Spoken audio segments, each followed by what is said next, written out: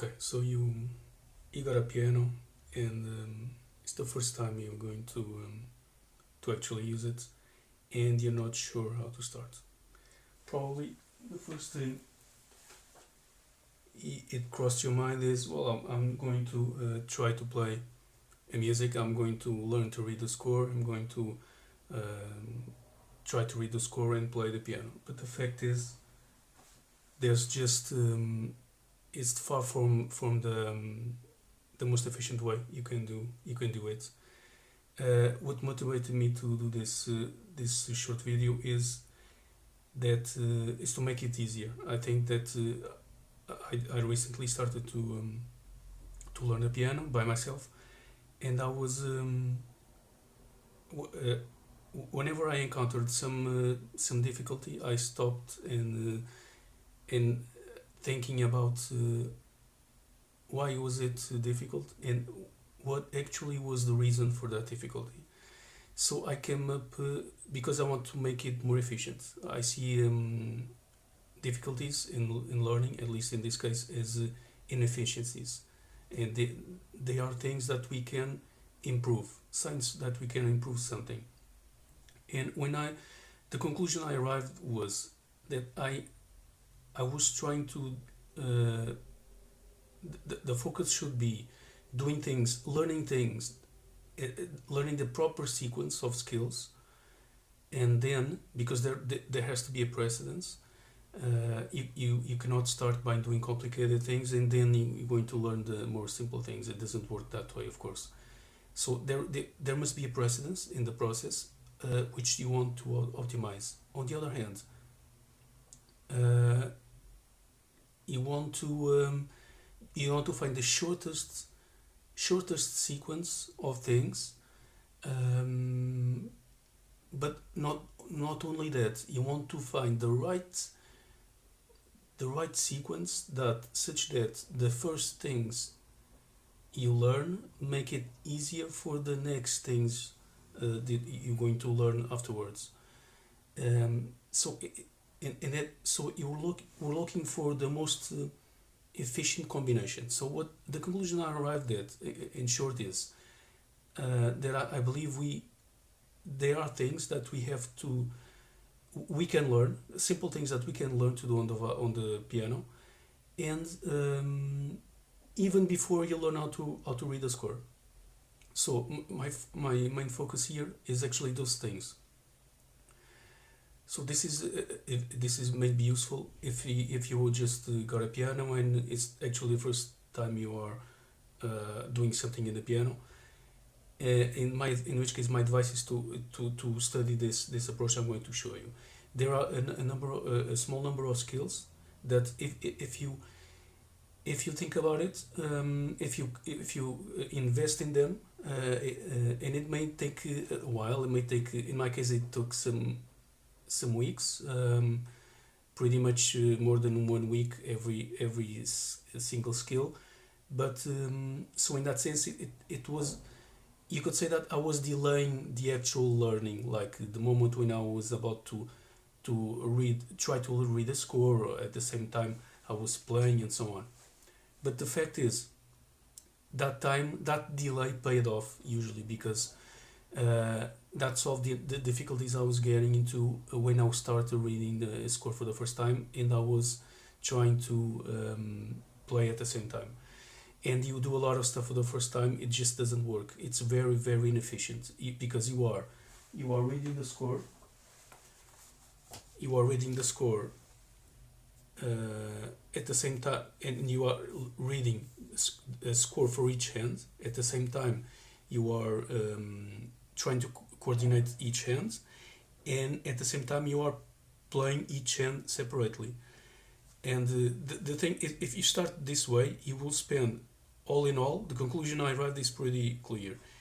If you consider the amount of time spent overall, you will take much longer to get proficient at playing basic things, such as this exercise here for two hands, than you would otherwise. And this otherwise is the approach I'm going to tell you. And the suggestion is that before you start reading a score and trying to play, you focus on a number of very simple things before that. So you can do this, but in the end, I will also approach a way, tell you about a way I'm using to approach this initial stage where you are reading the score and playing. But for now, this is my approach that I suggest you take before even knowing what note, how to draw a note on the score, how to read the score. You just have a piano.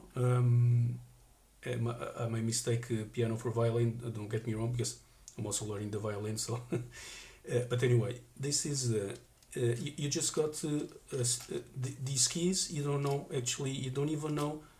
You don't even need to know what the name of each note is.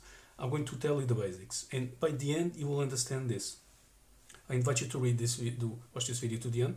Think about it. Think about each part. Try to do it, and then, and if you even if you ignore this and you try to start with reading a score and learning pretty much everything at once, you will certainly arrive at the same conclusions I arrived. Okay, that you can optimize that, and you understand that better by the end of this video. So, the first thing you need to know is that you don't need to focus on. I mean, each note. Each different key is a different note, of course, but the notes have groupings because they have similarities between themselves. So, for starters, you don't need to think about the black keys. There are black keys and white keys. You don't need to waste your time with those for now. The first thing that you need to know is first exercise. You just working on each hand separately, and what you need to do, remember, you are just automating things that you will use a lot when you are doing more complicated stuff. So this is actually very simple, but if you focus on this first, everything else, and this is the goal of this video with this approach, everything else will be easier. The first thing so like I said, first exercise I suggest you do is you just use one hand each time. Focus on one hand only. I'm going to start with my right hand. What you need to know, like I said, is each key produces a note. Okay? The keys are grouped in the same because the notes are grouped. What I mean by this is, of course, there is a grouping between the black keys and the white keys, but we don't need to think about it for now. But amongst the white keys, the notes are grouped. This is, first of all, you see that there's kind of a map on the keyboard, which is useful for you to situate yourself. You see that for now, just look at the black keys as kind of a grid on the map for the white keys. You see groups of 2 keys, 2 black keys, and then alternated with groups of 3 black keys. Okay, so 2 black keys alternated with 3 black keys, another group of 2 black keys, and 3 black keys again. This will help you to because these groupings are related with the notes groupings. What I mean by this is that this note here, this is in the middle of the keyboard. You have this group of 2 black keys in the middle of keyboard, and this key here is the middle C. It's the C. It's called the middle C because it's the middle of the keyboard, or the middle of the range of notes that the piano produces. But anyway, this is a C. The notes are given names, and the names can vary. There are several systems, but I mean, I'm going to use the most common one, which is the A, B, C to G, A to G, 8 notes. So the point is, these groupings are related. The first relationship that you need, I think you need to understand just a basic relationship between the white keys, and this is useful for you. So because you will use this relationship to hear if you are striking the right keys. So this is a very useful guide for you to know. Okay. This note here. Let's start with the notes. What happens is that the notes are different because they, in terms of in physical terms, they are associated with different frequencies. Each key is a different frequency, therefore produces a different notes. But they are frequencies. As you move up if you start here, and you move up, what you are moving up is you are increasing the frequency of the sound. So this means that at some point, if you start with here, this is also a C. If you start with this note, you'll get eventually to a note which is a multiple of the frequency of this note here. You see, if you start with this one, you'll get, and because the frequency increases, at some point you will be playing a multiple of this frequency, and that note is actually this one. Okay, if you start here, the next multiple will be this one. And why is it important for you to know this? Because these notes are much more similar to each other than to other notes. What I mean by this is look at each note separately, and this is a C, this is also a C. If you look at they are separated by exactly 8 notes, so C, D, E, F, G, A, B, C, you see. So these are 2 Cs. Of course, these are 2 Cs, these are 2 Bs, these are 2 C, these are 2 Cs, 2 Cs, these are 2 Ds, these are 2 Es, and so on. So this is a grouping between any pair of keys that is separated by 7 keys. Okay, this is the 8th key, or the first key in this 7. If you group it in groups of 7, the next first key on 7 groups is this one. So what I was saying is this is a grouping between these notes because they are actually multiple frequencies. With this this grouping of frequencies is denoted, is the reason why we call them the same C. I call this a C, and this also a C. We call them both C because of that relationship. Okay, so we are grouping notes in that way. So the keys or the notes are grouped in that way. Why do we need to know this? Because this will be for you. Because just listen to this example. You start with this note. Then you hear this one.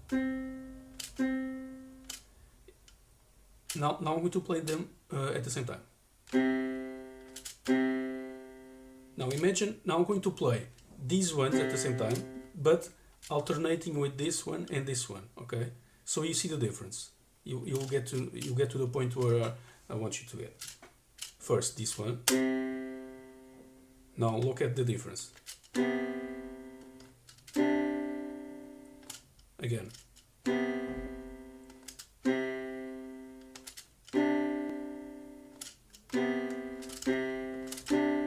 You see, these two sound together much better than this and this. Okay, so this pair here sees, and this is general rule. If the more you play, the more you notice that the notes are kind of in tune with each other, much more. Okay, this one is in tune with this one. This C is in tune with this C much better than these two, which are actually different notes. That's how we call them different notes. This is a C, not this one, because of this. So you will understand why is this useful for you to know, because you will do exercises in which you should not be looking at the keyboard.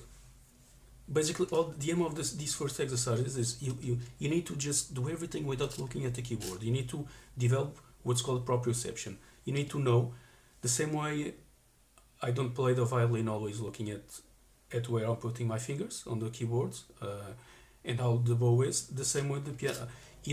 If you need to look at the keys while playing piano, then you probably won't be able to learn anything else, because it's just too much thing to do at the same time. So if you do these exercises, I'm going to tell you, if you practice this without looking at the keyboard, when you are comfortable doing these exercises without looking at the keyboard, then next step is then you start to looking at the score, and then you'll be able to do all those things at the same time. You'll be striking the right keys on the keyboard while looking, and this is the goal, while looking at the score, and not because you need to interpret the score.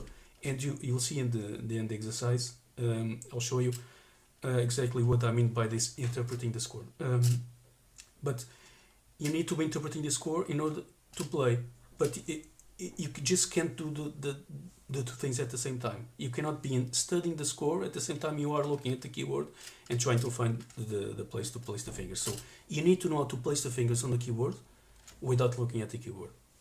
This is a fact. This is what will make everything else easier for you. Okay. So why I was telling you about this, because you are not looking at the keyboard when you're doing these exercises, but you can know once you stroke a wrong key because of that difference between the notes. Okay, you'll see that this, when you're supposed to do this, you'll clearly notice that this is off and this is off, but this is on. Okay.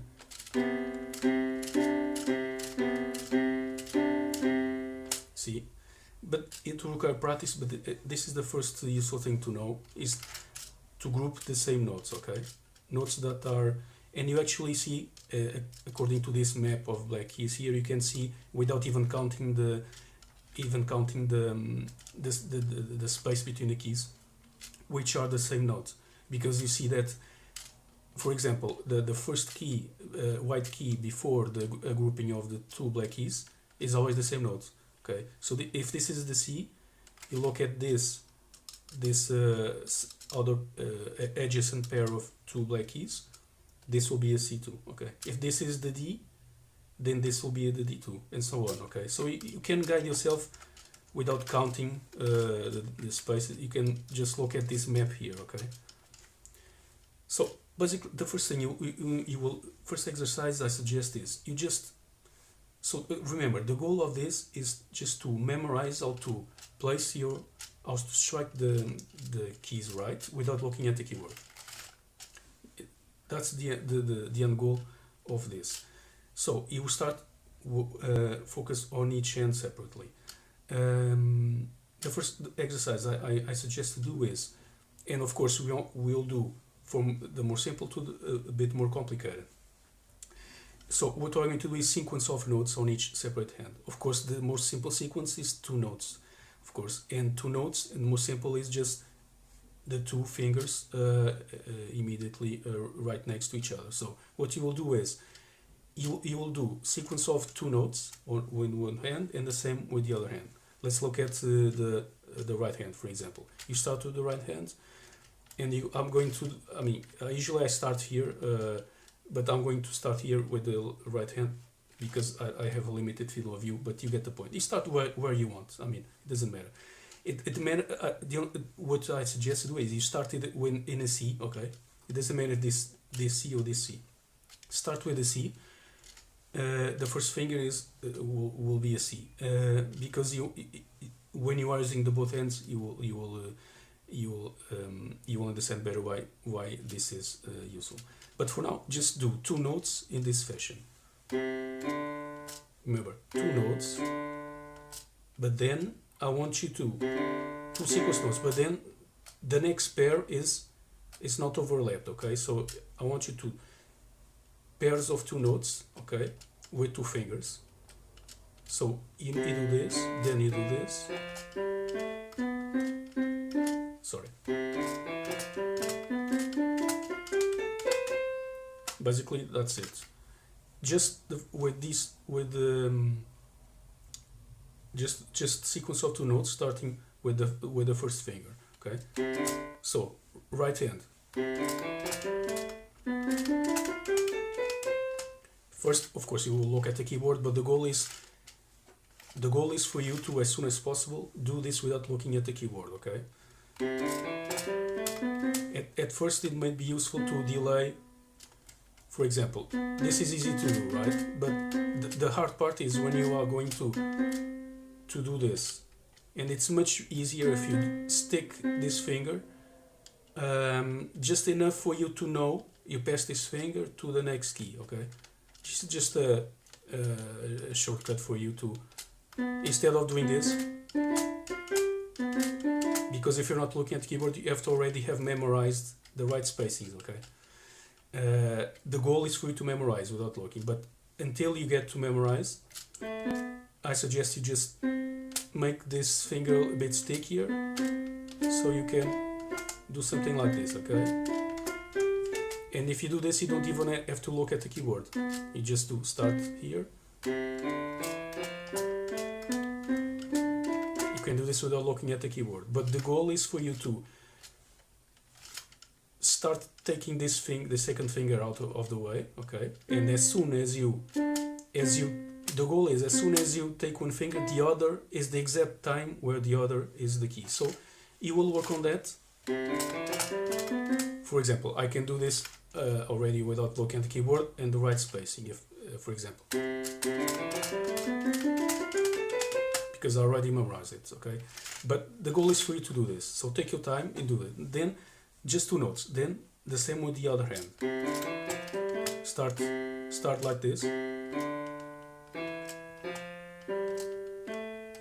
then try to take one out and press the other at the same time.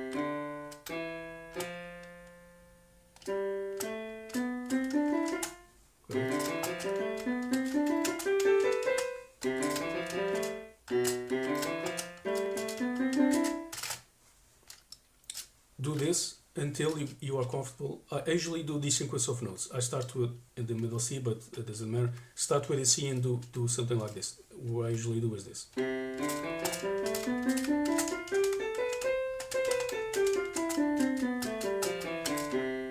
Okay.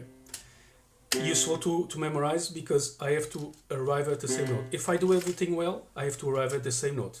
If I skip some keys, I will not end. I try to play the same number of notes, so I have to, if I end in the same key, then I did everything right, okay? If I skip some keys along the way, I will end here, and I know that it's not, I skipped something, okay? It's useful to know while you are training your ear, okay?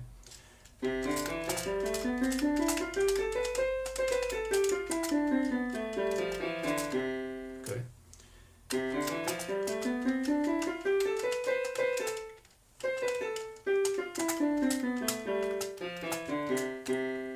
I'm kind of doing this with difficulty because I usually don't go that far with my left hand and vice versa, but I'm just focused on this piece of the screen here. Anyway, this is the point. Do this like I don't know, just 15 minutes every day, whatever.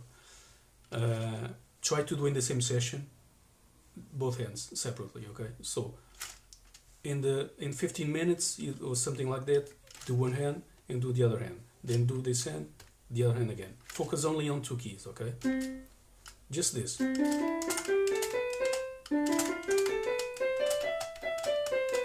Okay, just this. Then the next, when you're comfortable with it, what you'll be doing is you'll be memorizing. Remember, the goal is not to look at the keyboard. So you'll be memorizing a lot of different positions of your arms and how to adjust those positions.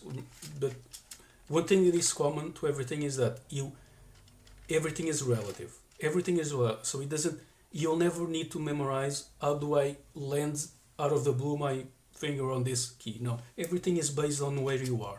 You are at some point, and then you want to move to some other relative point to that. Okay. So in this case, it's the more simple thing. It's just one note relative to the other, with the difference that you are doing pairs of 2 notes like this. Okay. Just this. So next, when you are comfortable doing this without looking at the keyboard, for just 2 notes, then 3 notes, okay, and then the same for 4 notes, and then the same for 5 notes. Let's look at the example for 3 notes. For 3 notes, you start in the. I suggest you start in the C in the same way, but instead of doing this, you'll do 3 notes. This is more difficult because now you are doing leaps with your arm a bit wider, okay? For 4 fingers a bit wider, and 5 fingers even more wider, okay? You'll be doing this. But but because you do it in the sequence, you are increasing the complexity. It will be easier for you to get to that point because you start with baby steps. First 2 notes, then 3 notes. I'm going to show you the 3 notes here.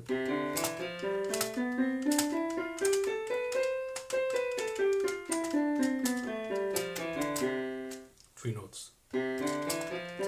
Of course, you are starting from the first finger on each hand outwards, okay, basically. So This is finger number 1 and this is finger number 5, number 1 and number 5. So you start with number 1 on each case, okay? So first 2 fingers here, first 2 fingers here. 3 fingers, 3 notes, 3 fingers. These will be the 3 fingers on the right hand and the 3 on the left hand, okay? So you do this, okay? So basically you do this.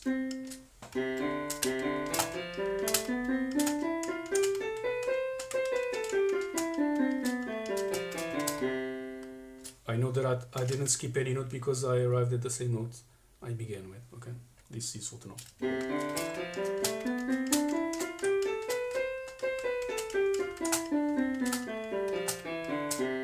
Okay. Next, when you are comfortable doing this with 3 fingers without looking at the keyboard, then start doing 4 fingers. And what I also did is, if I'm going to practice 4 fingers, I still start with 2, with 3, and then 4. So you are always kind of reinforcing what you did before, okay? Now 3 fingers. Now for when you are at ease with this, extend to 1 more finger.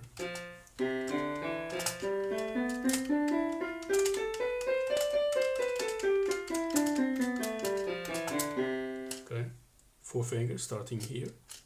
4.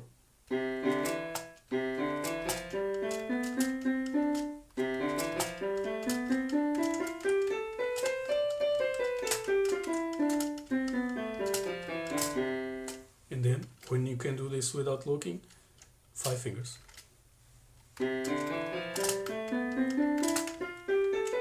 And so on. Again, at the beginning it will be easier for you to stick the last finger a bit longer. This is easy to do. The hard part is when you go from here to here. So leave this finger a bit longer until you can have a notion of where to place this, and then the others are easier.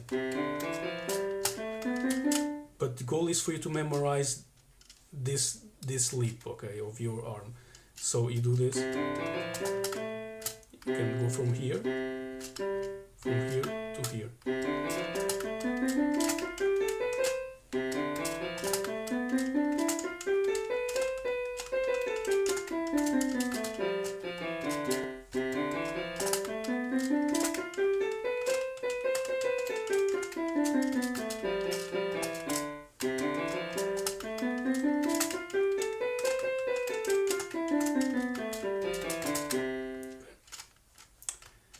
Then the same for each hand, okay?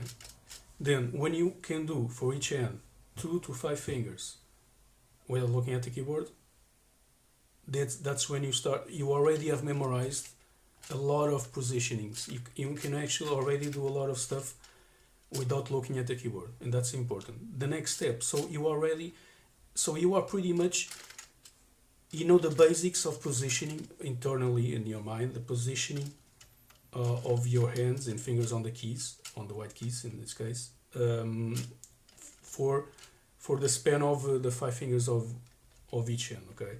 This is I think the most basic thing before you start doing the same with both hands, okay? That's when you start doing coordination. So in this, again, you start with 2 fingers, and here you'll be doing the same exact thing at the same time, but the difference is that you do at the same time for both hands. 2 fingers, 3 fingers, 4 fingers, okay, 5 fingers. Exactly the same thing, but do at the same time. It's the same thing, and here, because you are doing playing 2 notes at the same time, here is when that grouping I told you about at the beginning is useful, because you will know, it will guide you without looking at the keyboard. You will know when you get your ear trained, you will know that you are on the right keys, okay? Just see the difference. I'm going to do this striking the right keys. That's why I want you to do this, striking the same notes. This is the C and this is the D, this is the E. So you'll be striking the same note with both hands, okay? That's why it's useful, because as soon as one gets out of sync, you are accustomed to the sound of the notes, you will recognize it. And this is also a way for you to train your ear. And another clue of what you are doing without having to look at the keyboard. Just look at the difference. I'm going to play the same notes in sync and then a second time out of sync, and you will see clearly the difference. And that's when you will know that you have to start again so you can get it right, okay?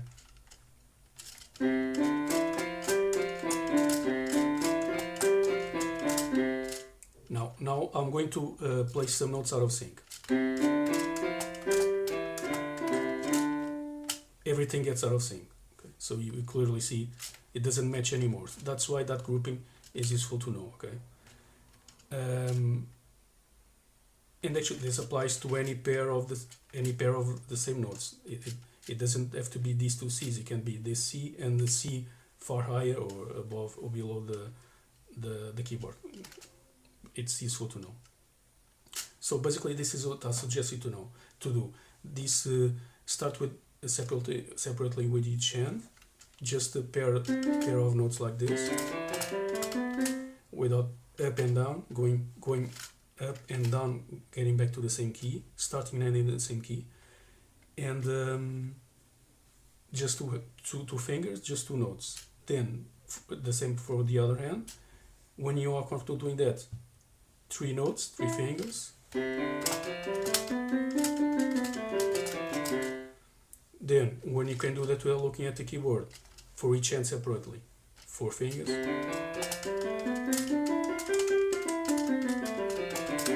And then, 5, when you can do that, 5 fingers.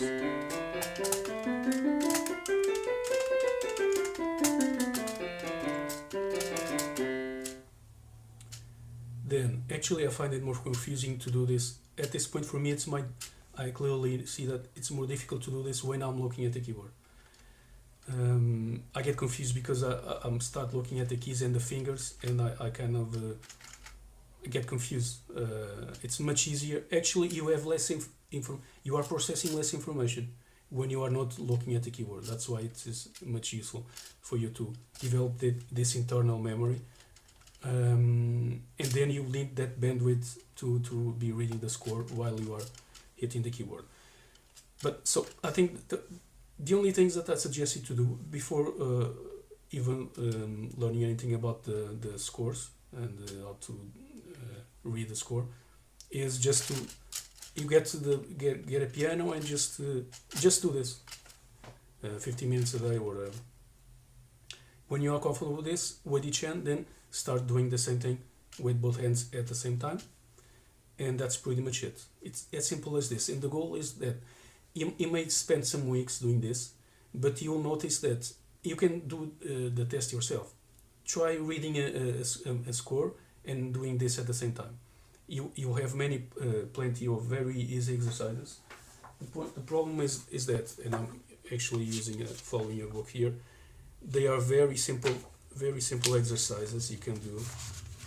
The first ones are very basic and are just for one hand. You can see, but you will see that it's much more easier. It will always be easier to do it without looking at the keyboard. So that's the rationale here. Once you know how to move your hands this way and the keyboard while looking, everything else will be easier. So the next step is you already have basic coordination. If you do this, you're at the point where you already have basic coordination in the hands, in the sense that you do the same things with the hands and you can move the hands at the same time, pretty much. Now the next thing, and before getting to, now you can start reading the score and do exercises, and try to do exercises for each hand and so on. But my advice, now I'm going to tell you what, at least the bottleneck I encountered was, I have an example here, which is this piece of music here, this exercise. I started doing this exercise because, as you see, you have to do different things with each hand. Okay. Now the thing is, it gets a bit confusing at first. So my suggestion here is, I'm going to share how I approach this. Okay. How I think it's easier, at least for me. Probably it can be for you too, to start playing things for both hands, and After, of course, this first part, when you spend some weeks, whatever, automating that kind of things, and you'll see that it's easier. Supposing that you already did that automation, so to speak, it will be much easier for you to do more complicated stuff, because you'll have to look at the score. So, like, next thing, so of course you will after getting introduced to the keys and doing that basic stuff, you'll have to, of course, learn what the notes are, how to map the keys to each note. It's actually simple. Remember, the base principle always is everything is relative. So once you know what the note is, if you know this note, you know this note, and you know this note. If you know this note, you know this one. If you know this, because you know the sequence A, B, C, D, and so on. So you understand also. You should understand also once you know what notes there are. Once you can recognize a note by looking at it on the score, and once you're already familiar with the time, how do we represent the duration of each note, what I suggest to do is this. The last part of this video is this thing. It's the way I suggest you introduce yourself into playing with both hands, different things for each hand. So again, the principle is, whatever you do, you will be always doing. This is a repetition of always of the same single thing, which is you have usually when you play the notes at the same time, they usually are drawn in when you start.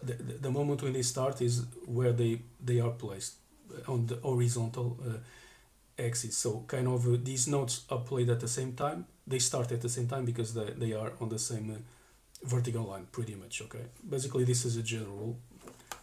So you play these notes here. So the point is, as time progresses, you are always doing something which is always the same. Is you are at any moment you have a certain number of fingers on the keys, pressing the keys, and then they change.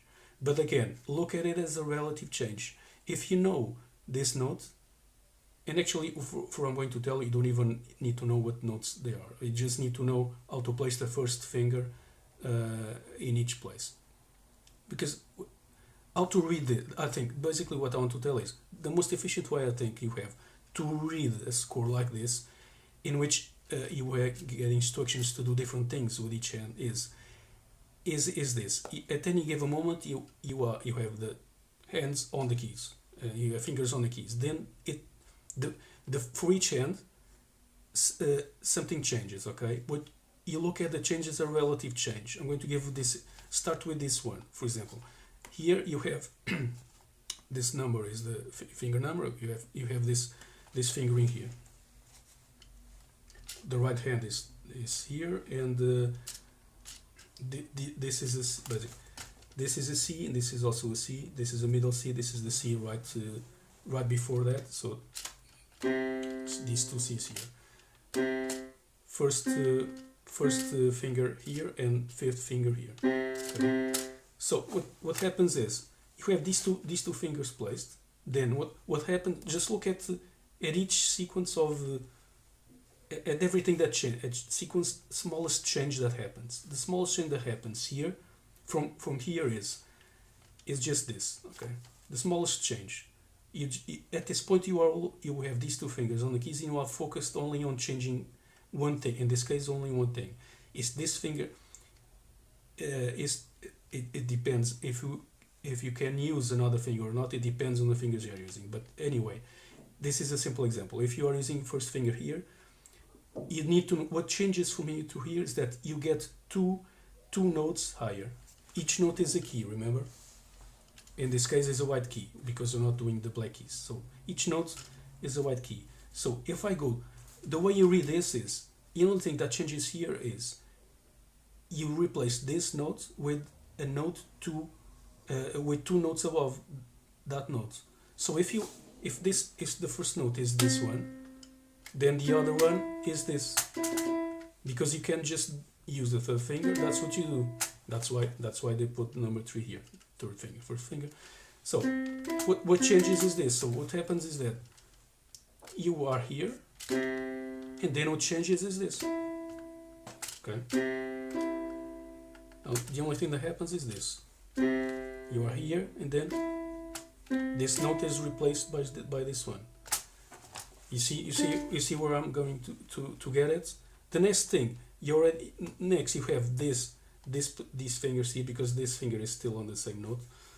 You'll understand this when you see what the time represents, basically. But for now, I'm going to just say that this note has the same duration as these two, basically. It's simple that way. So what happened is that you did the first change. Okay, from here to here, what changes is this. This note is replaced by this one, 2 notes higher. Okay, means 2 keys higher. So you just need to know that.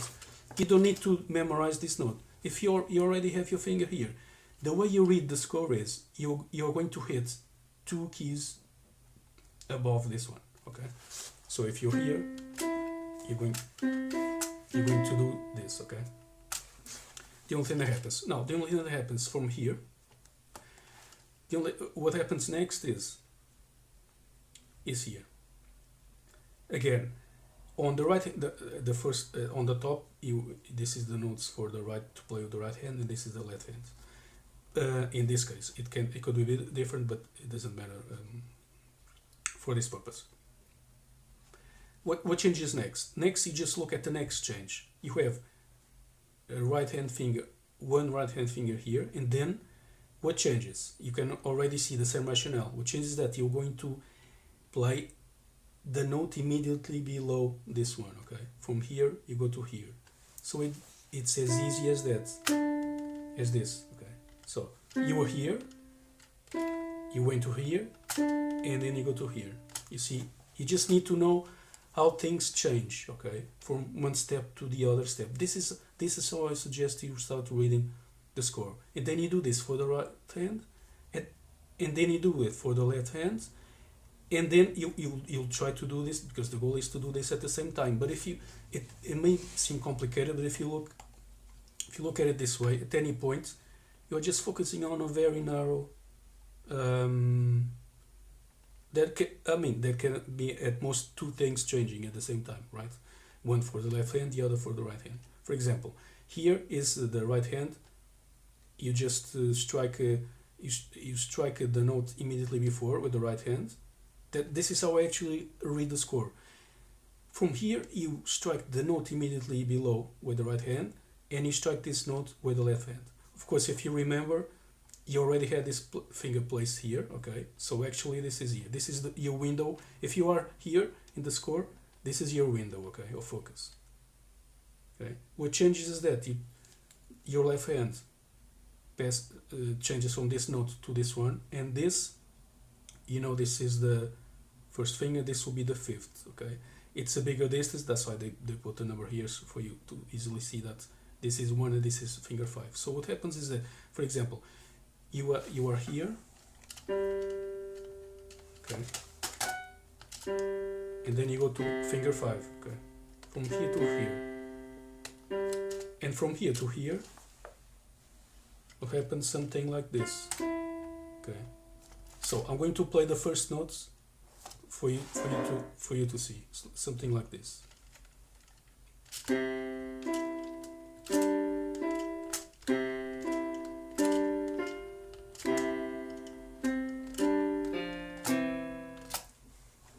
Basically, okay. This is the last thing I suggest you to do when you start reading music for both hands. This is the way I suggest you approach. Always looking at each change, each smallest change, and remember everything is relative. And then you start looking at patterns. For example, if you look here, you see what happens. What happens here is the same change. Then you'll see because you start memorizing the music on 3rd or 4th time you play it, you start memorizing the patterns. You see that here you do the same thing for each hand. You go 1 note higher on both cases, and then you go 2 notes below, the same thing, okay? Get 1 note higher and 2 notes below. This is something like this. 1 note higher, you are here, 1 note higher, and then, sorry, you are here, 1 note higher, and then 2 below, okay? Then you start looking at these patterns, okay? This change is the same for both hands, so it's easier to memorize. This is the same. Then only one thing changes, okay? You go from finger 1 to finger 5, and then another pattern, because you start looking at things, you start to understand, if you look at this, if you compare, forget about the numbers, just compare the spacing between each pair of notes, above and below. You see, the spacing is pretty much the same, so you know that you'll be doing the same kind of shift on both hands, okay? Each hand will play a note, in this case one below. In this case it was 2 notes below, okay? The opposite can happen. You can increase a note with one hand and decrease the other, but this is a pattern because the shift is the same. It's 2 notes, okay? 2 notes higher in this case and 2 notes below in this case, okay? So if you see it in these terms, you're actually doing pretty simple stuff, because at any moment you know where you are and you know where you're going to go. This is how I suggest you start practicing playing with the both hands. So I hope this was useful, and I suggest you to approach this in this way.